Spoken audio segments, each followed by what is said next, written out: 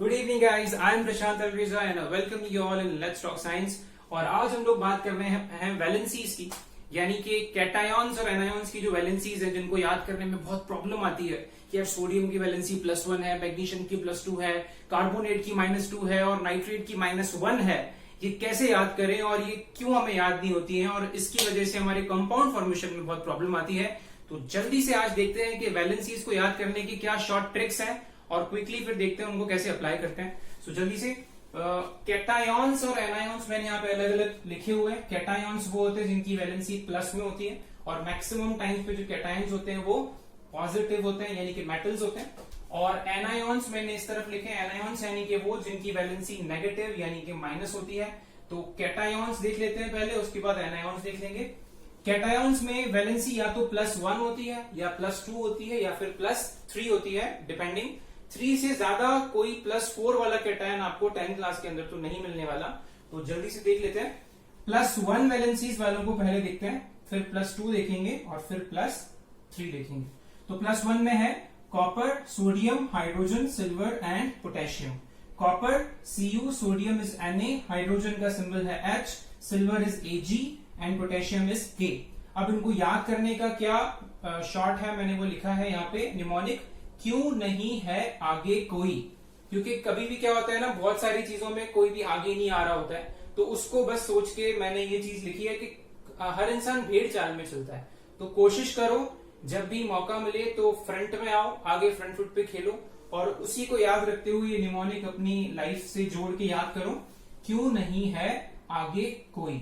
So Q is for copper, नहीं is for sodium, है hydrogen, आगे सिल्वर एंड कोई इज पोटेशियम। +1 वैलेंसीज के बाद आते हैं +2 वैलेंसीज वाले, जिनमें बहुत ज्यादा कंफ्यूजन होती है। तो जल्दी से +2 वालों को एक साथ याद करते हैं। पहले मैं आप लोगों के लिए मेटल्स को रीड आउट करता हूं and then we quickly go to the mnemonic. तो मेटल्स हैं जिंक, बेरिलियम यानी कि Be, barium Ba, calcium Ca, magnesium Mg and lead Pb। Okay, अब ये सारों की क्या कॉमन बात है, ये सबकी वैलेंसी क्या है, +2 है। अब निमोनिक की तरफ चलते हैं। निमोनिक का क्या बैकग्राउंड है पहले वो बताता हूं। बहुत बार ऐसा होता है कि हम कोई चीज करना चाहते हैं लेकिन दिमाग में वो चीज आती नहीं है, वो थॉट आता नहीं है या करने का मन नहीं करता है। तो हम क्या करते हैं, जरा देखो। जरा बैल बजाओ, काम है मुझे प्रभु। तो हम भगवान से रिक्वेस्ट करते हैं कि जल्दी से मेरे दिमाग की बत्ती बजाओ, मुझे काम है, मुझे कुछ करना है जल्दी से। सो जरा is for zinc, bell is for beryllium, बजाओ इज फॉर बेरियम, काम है इज फॉर कैल्शियम, मुझे इज मैग्नीशियम एंड प्रभु इज लेड यानी कि Pb। सो जरा बैल बजाओ, काम है मुझे प्रभु। ये सारों की कॉमन बात क्या है, इन सारों की कॉमन बात ये है कि इन सब की वैलेंसी है +2। सो क्विकली जरा बैल बजाओ, काम है मुझे प्रभु। पहला वाला क्या था, पहला वाला था क्यों नहीं है आगे कोई। क्यों, कॉपर नहीं, सोडियम है, हाइड्रोजन आगे, सिल्वर कोई, पोटेशियम। ओके, तो ये +1 +2 हो गए। अब एक छोटी सी बात जो तुम्हें समझने की जरूरत है अगर तुमको अच्छे से कंपाउंड फॉर्मेशन सीखना है, वो ये कि जो हमारा आयरन है यानी कि लोहा Fe जो है वो 2 फॉर्म्स में तुमको मिलने वाला है इस 10th क्लास के सफर में। पहला जो फॉर्म तुम्हें मिलने वाला है वो है फेरस, यानी कि +2 वाला जो आयरन होता है उसको कहते हैं फेरस और +3 वाला जो आयरन होता है उसको कहते हैं फेरिक। याद रखना, कुछ ऐसे मेटल्स होते हैं जिनकी एक से ज्यादा वैलेंसीज होती हैं। Iron is one of them. Okay, एक और मेटल आयरन के अलावा जो है वो है कॉपर। अब कॉपर की भी 2 वैलेंसीज हैं, +1 और +2। 1 वाली को कहते हैं रस और 2 वाली को कहते हैं रिक, यानी कि क्यूप्रस और क्यूप्रिक। ओके, तो याद रखना जो हायर वैलेंसी होती है उसमें रिक लगता है और जो लोअर वैलेंसी होती है उसमें रस लगता है। तो जल्दी से आयरन की वैलेंसियां कितनी हैं, 2। जो +2 है उसको हम कहते हैं फेरस और +3 को कहते हैं फेरिक। ओके, एकमात्र ऐसा मेटल है 10th क्लास के अंदर जिसकी वैलेंसी +3 है और उसका नाम है एल्यूमिनियम। तो इट्स एन एक्सेप्शन केस, इसीलिए इसको निमोनिक की जरूरत नहीं है, ये आप अकेला ही याद कर सकते हैं। तो एल्यूमिनियम की वैलेंसी होती है +3। तो ये सारे के सारे मेटल्स यानी कि मैक्सिमम जितने भी कैटायंस आप अपने आयनिक कंपाउंड्स में देखोगे वो सारे इनमें से होंगे, कुछ बाहर भी होंगे लेकिन मैक्सिमम जो आपके मेटल्स हैं वो इनमें से ही। ठीक है, अब हम बात करते हैं एनायॉन्स की, यानी कि ऐसे जिनकी वैलेंसी नेगेटिव होती है या माइनस होती है।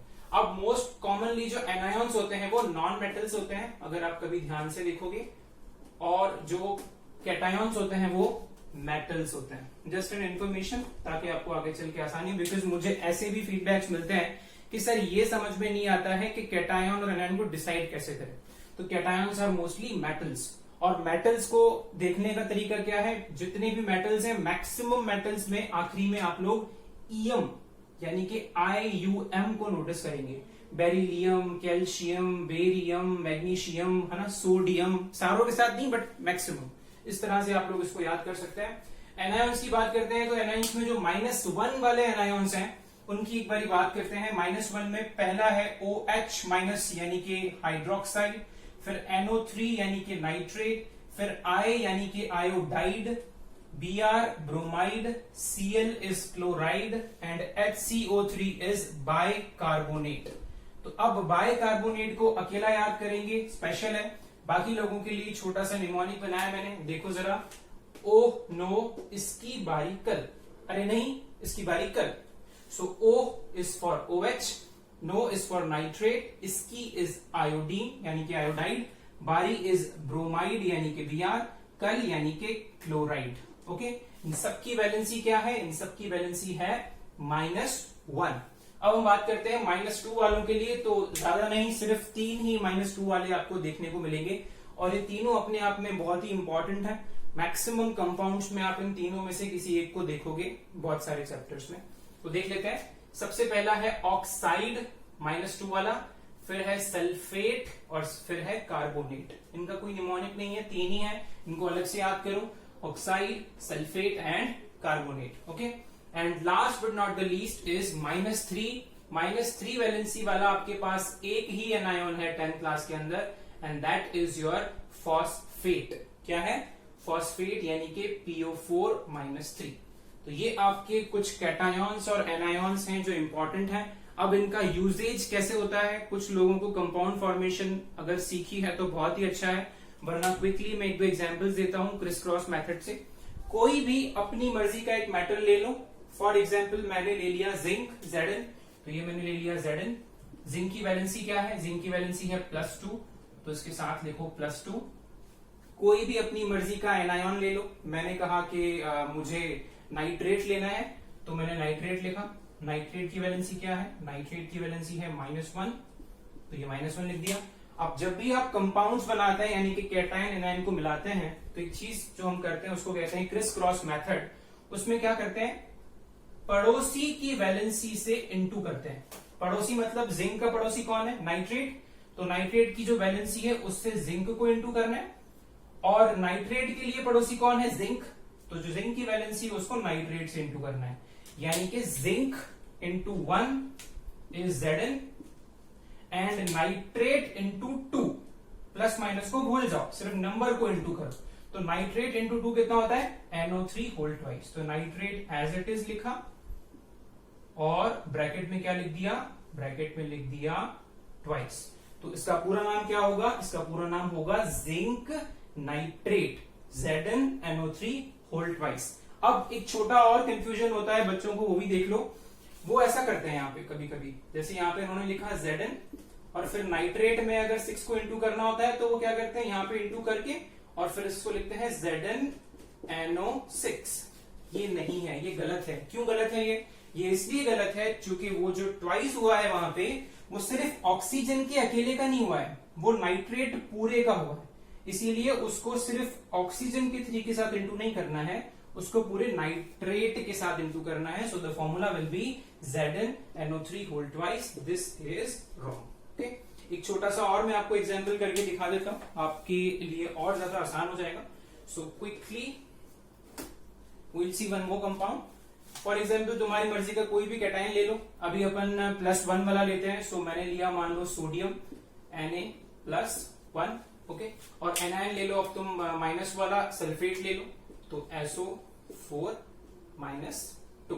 ओके, अब क्या करना है? अगेन पड़ोसी की वैलेंसी का इंटू करना है। इसका है 1, इसका है 2, सोडियम का पड़ोसी सल्फेट, तो 2 को यहाँ इंटू करना है, सल्फेट का पड़ोसी सोडियम, तो 1 को यहाँ इंटू करना है। तो sodium into 2 is Na2 and sulphate into 1 is SO4।